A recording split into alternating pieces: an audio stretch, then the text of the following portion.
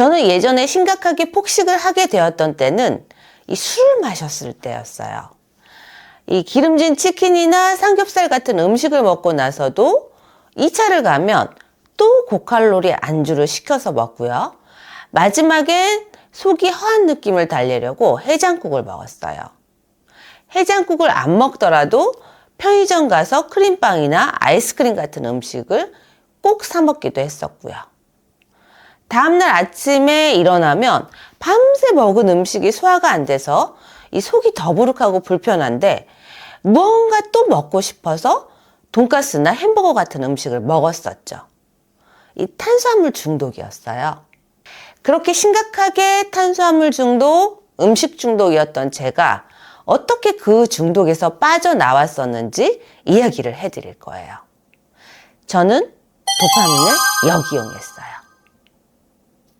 이 도파민이라는 것은 무엇일까요?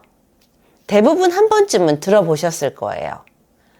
도파민은 행복을 느끼거나 기쁨을 느끼거나 쾌락이나 뭔가 하고 싶다라고 하는 그 기능도 있지만 기억, 학습, 인지기능, 이 운동을 할 때도 관여를 하게 되는 되게 중요한 호르몬이자 신경 전달 물질인데요. 우리가 핸드폰을 들고 SNS 릴스나 이제 쇼츠를 보다가 또 넷플릭스를 보다가 그렇게 시간 가는 줄 모르고 계속 정주행하게 되는 때가 있잖아요.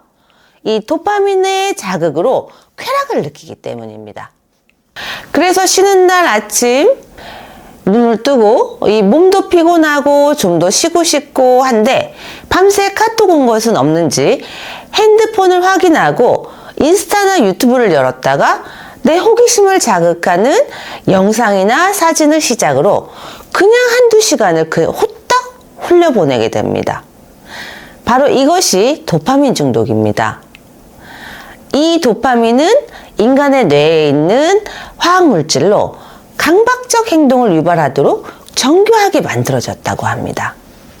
그렇기 때문에 우리는 쉽게 이 도파민의 중독에서 벗어날 수가 없어요. 굉장히 어렵습니다. 절대 의지가 부족해서가 아니에요. 중독은 내성, 금단, 갈망이 특징인데 갈망감이라는 것이 굉장히 심하죠. 그래서 도파민 중독이라고까지 이야기가 나온 것은 실제로 이 물질들이 인간의 행동을 지배할 정도로 강력하기 때문인데 중독성이 있는 약물도 뇌가 자체적으로 지닌 이런 물질을 모방해서 만들어진다고 합니다. 그렇다고 이 도파민이 나쁜 것만은 아닙니다. 도파민을 역이용해서 음식 중독에서 벗어날 수도 있으니까요. 신경학자들은 보상 자체가 주어지기 전이라도 이 조건 단서만 있다면 도파민이 분비된다는 그 사실을 발견을 했는데요. 이 현상은 우리가 미래에 일어날 무언가를 기대할 때 현재 느끼는 설레임, 기쁨과 같은 이런 감정들을 느낄 수 있다고 합니다. 하지만 도파민은 당장 결과가 나타나지 않는 것에 대해서는 크게 의미를 부여하지 못해요. 그래서 도파민을 활용해서 다이어트에 성공하려면 목표를 설정하고 그것을 매일 달성해 나가면 됩니다. 그것이 굳이 큰 목표가 아니어도 괜찮아요. 도파민은 동기부여 성격이 강한 신경 전달 물질이기 때문에 이 부족한 부분을 채우려고 하고 그러니까 달달한 음식을 못 참고 입으로 가져가게 되는 것이거든요. 그것을 조금씩 참으면서 도파민의 회로를 성질적으로 바꾸는 겁니다. 처음에는 그것이 어려울 수 있지만 다이어트의 과정에서 내가 성장하고 있다는 것에서 올라오는 도파민의 쾌감을 느끼게 되면 기꺼이 음식을 절제하는 선택을 하게 될 것이니까요. 인간은 자아실현, 즉 성장의 욕구가 가장 큰 욕구입니다.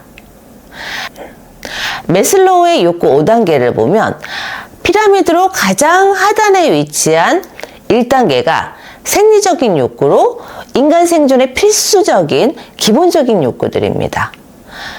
공기, 물, 음식, 수면, 온기 등이 포함되고 이는 다른 욕구를 충족하기 전에 반드시 해결되어야 하는 기본적인 욕구들이에요. 두 번째 욕구는 안전 욕구로 신체적, 정서적, 재정적, 건강적 이 안전을 추구하는 욕구입니다. 예를 들면 안전한 직장, 주거지 확보, 의료 서비스 이용 등을 통해서 더 안정적이고 지속적인 생활을 할 수 있게 되는 것을 의미하죠. 세 번째는 사회적 욕구입니다. 이 단계는 사랑, 소속감, 친밀한 관계, 우정과 같은 사회적 연결을 필요로 하죠. 사람은 외로움을 느끼지 않기 위해서 사회적 관계를 형성하려 하고 소속된 그룹에서 인정받고 사랑받고 싶어 합니다. 네 번째는 존중 욕구입니다. 존중 욕구는 두 가지 하위 욕구로 나뉘게 되는데 첫째, 자신에 대한 자존감, 성취, 독립, 자율성. 둘째는 타인으로부터 인정과 존경입니다. 사람들은 자신의 가치를 인정받고 싶어 하고 성공과 능력을 통해서 자부심을 얻고자 합니다. 마지막 다섯 번째가 자아실현 욕구인데 매슬로우의 피라미드의 가장 상위에 있는 욕구로 자신이 가진 잠재력을 최대한 발휘하고자 하는 욕구를 의미합니다. 이 단계에서는 개인적인 성장과 성취가 가장 중요하게 느껴집니다. 이 욕구의 회로를 깨우게 되면 도파민이 분비되면서 변해가는 과정을 즐길 수 있게 됩니다. 물론 이 단계까지 가는 변화가 쉽지만은 않습니다. 하지만 할 수 있어요.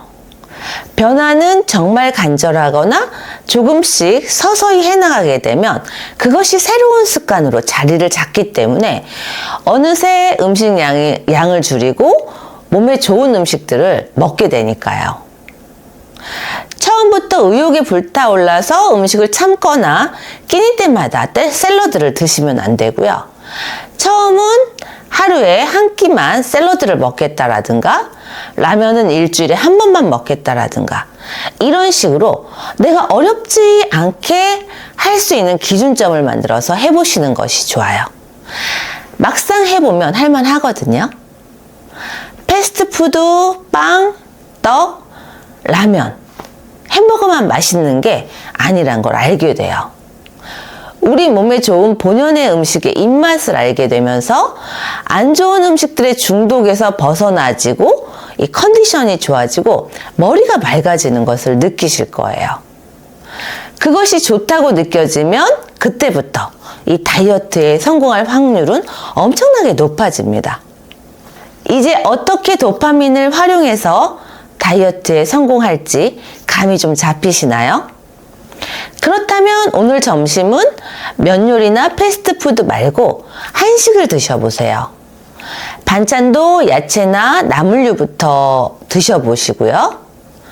우리가 먹는 음식이 내가 되잖아요. 내 몸이 되잖아요. 그 음식들이 내 몸에 필요한 에너지를 주잖아요. 내 몸에 필요한 음식들을 먹었다는 것만으로도 음식값을 내는 게 아깝지 않다고 생각이 드실 거예요. 다이어트는 속도, 즉 얼마나 빨리 빼느냐의 문제가 아니라 건강하게 빼고 다시 찌지 않느냐, 즉 요요가 없는 다이어트를 하느냐가 가장 중요합니다.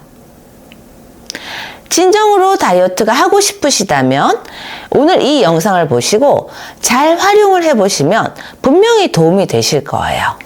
제 영상을 보시는 분들이 영상을 보시는 시간이 아깝지 않게 도움이 되실 수 있는 영상을 올릴 수 있도록 많이 노력하겠습니다. 구독, 좋아요 부탁드립니다. 감사합니다.